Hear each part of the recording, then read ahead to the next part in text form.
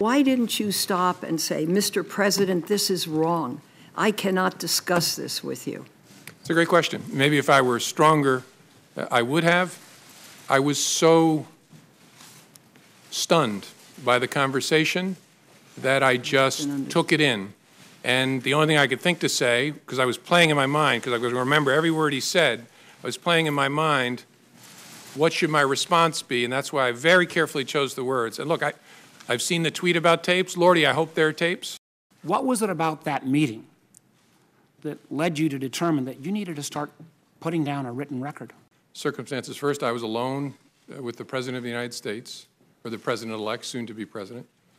The subject matter, I was talking about matters that touch on the FBI's core responsibility and that relate to the President-elect personally, and then the nature of the person.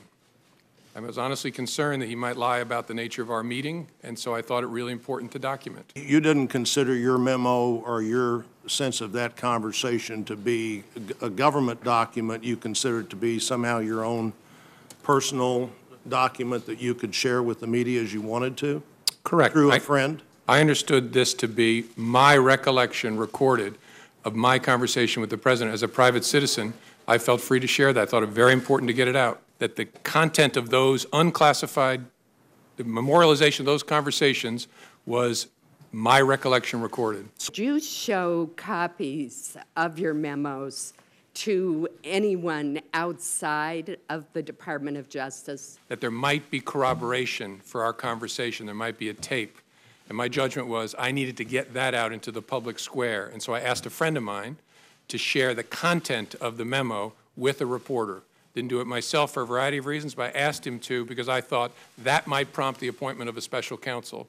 I gather from all this that you're willing to say now that while you were director, the President of the United States was not under investigation. Is that a fair statement? That's correct. All right. As he said yesterday, the President feels completely vindicated.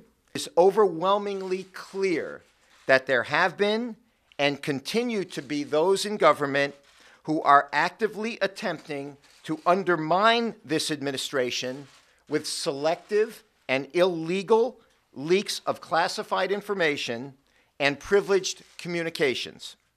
Mr. Comey has now admitted that he is one of these leakers.